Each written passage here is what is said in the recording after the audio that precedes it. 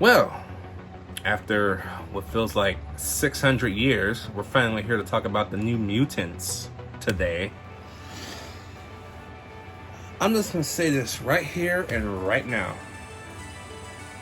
I'm giving this movie a D-. There, the grade is out the way. Because this is a movie that was plagued from the start with problems. Production problems, delays, reshoots.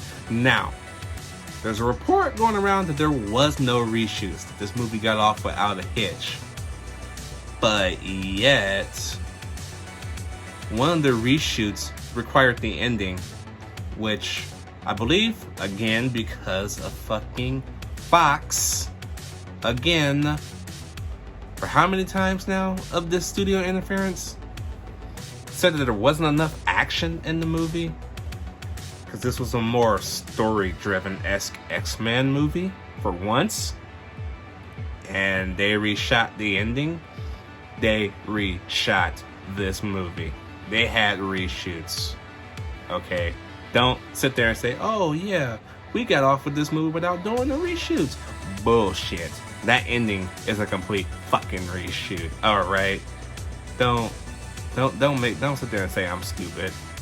Okay? Because I can tell in the first, I want to say 20 minutes of this movie, that might have been reshots as well. Because I didn't like it. It didn't explain nothing.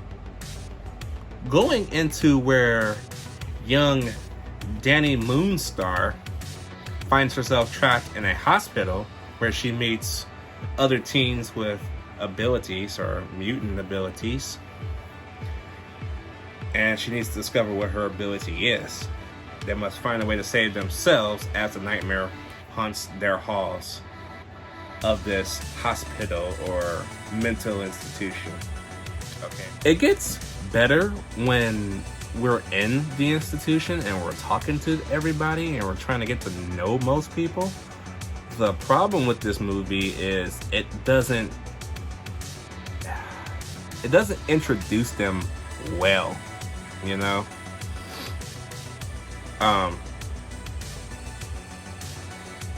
One character in here who is probably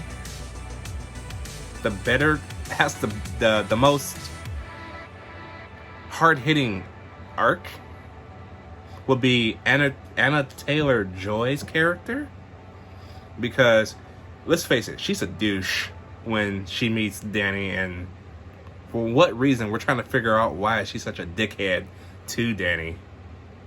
It's later discovered why she's like the way she is, and it's kind of tragic.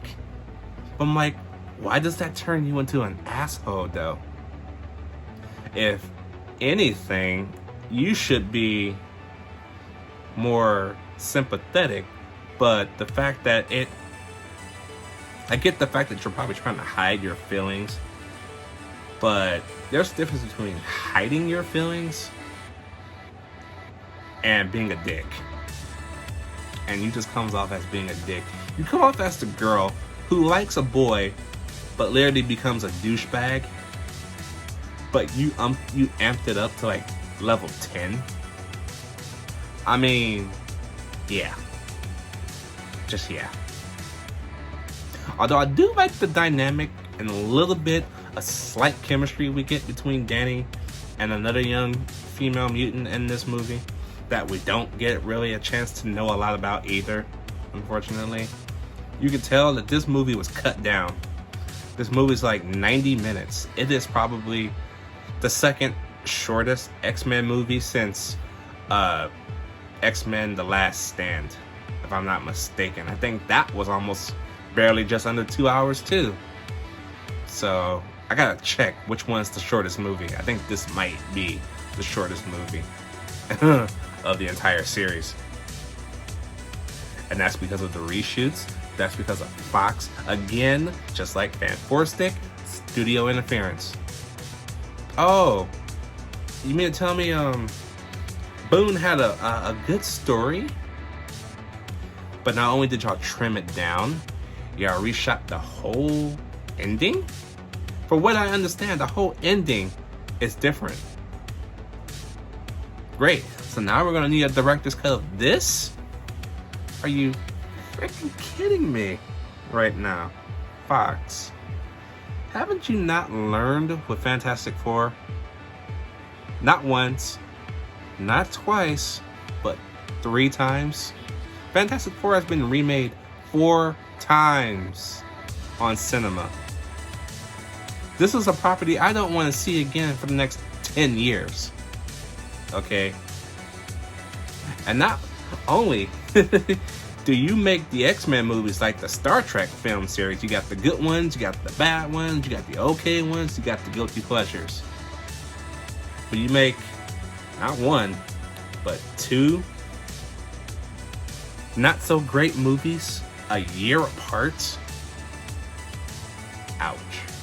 And technically, this movie should have been out way before Dark Phoenix came out.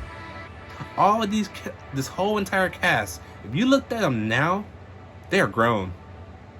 That's how long this took.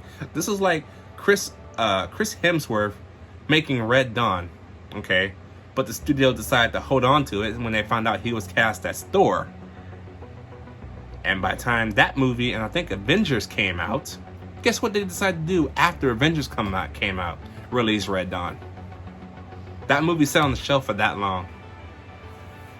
That's what this feels like, except this feels like they fucked it up, knew they fucked it up, tried to fix it when it wasn't really needed to be fixed because they want that ending.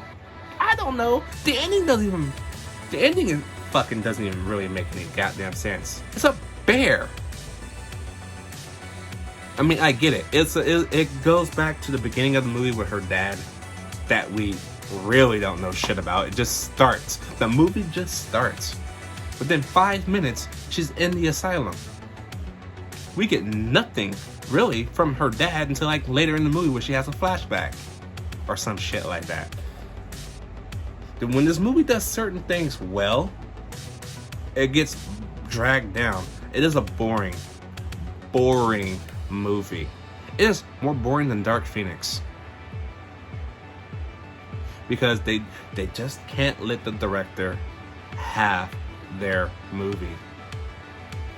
This was supposed to be probably the most least action-oriented X-Men movie ever.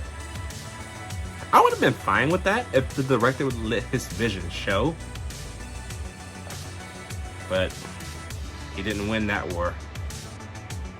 And neither will this movie, because I'm not going to sugarcoat that. That D- is for a reason. Good acting on pretty much everybody in this movie. Okay? Acting was great. I got nothing to say bad about the acting. The effects were nice. Okay? It's just, you fucked the story. You fucked it up the ass. And I'm not a fan of that. Let me know what you guys think about New Mutants down below. Did you like it? Did you not like it? I will catch you guys in the next one.